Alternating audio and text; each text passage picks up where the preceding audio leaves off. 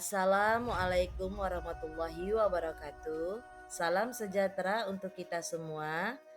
Kami dari kelompok 2 akan mempresentasikan nilai dan peran guru penggerak ruang kolaborasi modul 1.2 diskusi mandiri, yaitu berpihak pada murid menjadi pemimpin dalam pembelajaran.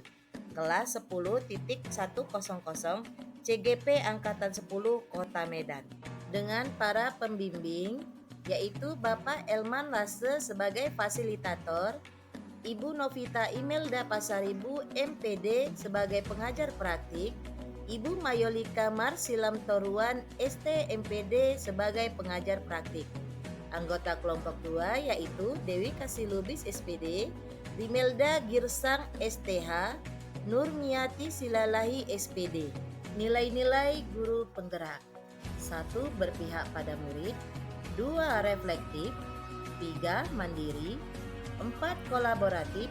5. Inovatif. Peran guru penggerak: menjadi pemimpin dalam pembelajaran, mewujudkan kepemimpinan murid, menjadi coach bagi guru lain, mendorong kolaborasi, menggerakkan komunitas praktisi. Saya dan rekan-rekan yang lain memilih satu peran, yaitu menjadi pemimpin dalam pembelajaran yang pernah kami lakukan di berbagai kegiatan di sekolah. Nilai-nilai guru penggerak: berpihak pada murid, yaitu guru penggerak yang memiliki nilai ini akan selalu berpikir pertanyaan utama mendahulukan muridnya. Pembelajaran yang berpihak pada murid adalah yang memandang setiap murid memiliki kebutuhan dan potensi yang berbeda-beda. Tujuan dari prinsip ini untuk menciptakan pengalaman belajar yang berkualitas dan menyenangkan bagi setiap murid. Prinsip pembelajaran yang berpihak pada murid mengenal kemampuan dan perkembangan murid, yaitu sistem perkembangan dirancang dengan memperhatikan kemampuan dan tingkat perkembangan masing-masing murid. Setiap guru perlu tahu sejauh mana pemahaman siswanya akan materi yang disampaikan, misalnya diskusi tanya jawab. 2. Mendorong murid untuk terus belajar, yaitu guru berperan penting dalam mendorong murid agar terus belajar sepanjang hidupnya. Caranya bisa dengan memberikan umpan balik yang positif, mendorong mereka untuk mengeksplorasi hal-hal baru, dan mengajukan pertanyaan yang membuat mereka berpikir lebih dalam. Tujuannya agar murid merasa termotivasi untuk terus belajar dan membanggakan diri. Yang ketiga, mengembangkan keterampilan dan karakter. Di sini guru berperan penting dalam mendorong muridnya.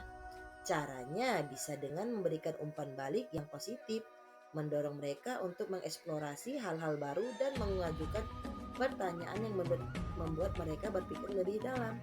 Tujuannya agar murid merasa termotivasi untuk terus belajar dan mengembangkan diri. Yang keempat, mengaitkan pembelajaran dengan kehidupan nyata, yaitu pembelajaran yang harus relevan dengan kehidupan masing-masing murid. Guru perlu mencoba untuk menghubungkan materi pembelajaran dengan kehidupan sehari-hari murid. Tujuannya agar murid-murid merasa lebih tertarik dan melihat nilai penting dari apa yang mereka pelajari di sekolah.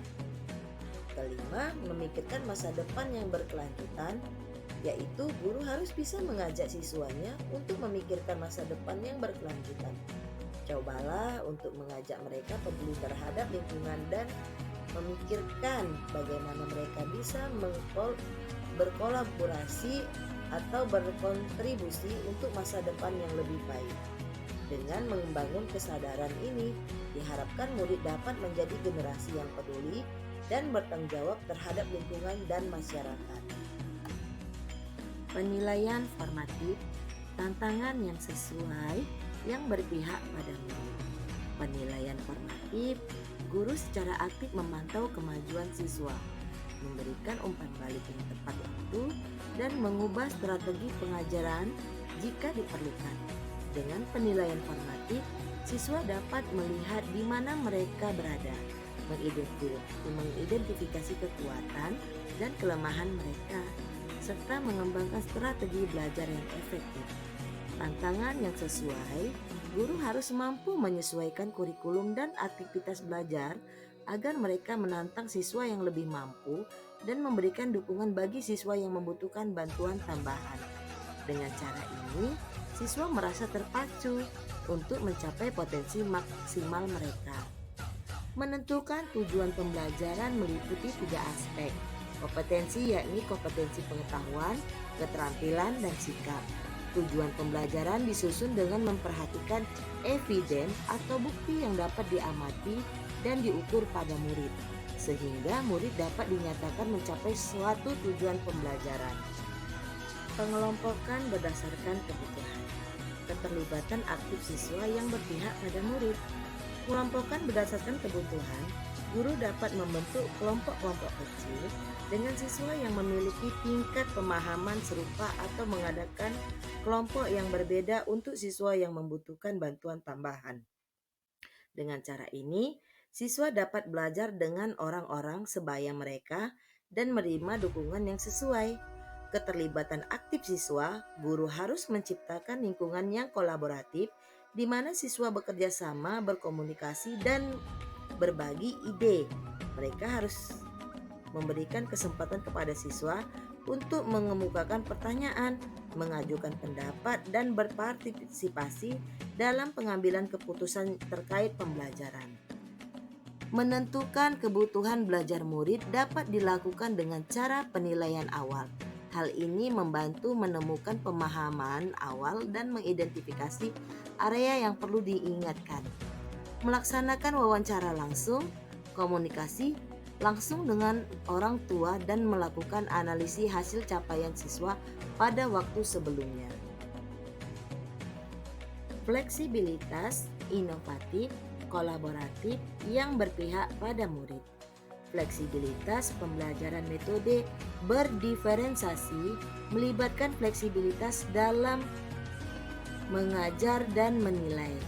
Guru harus mampu menyesuaikan metode pengajaran, materi, dan penilaian sesuai dengan kebutuhan dan kemampuan siswa.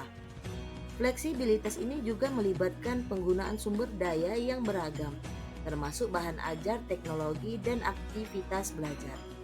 Inovatif membuat pembelajaran berbasis LCD, menggunakan YouTube saat pembelajaran di dalam kelas, kemudian saat mengerjakan tugas sosial, memakai teknik pemakaian yang menyenangkan yang mengarahkan ke materi pelajaran.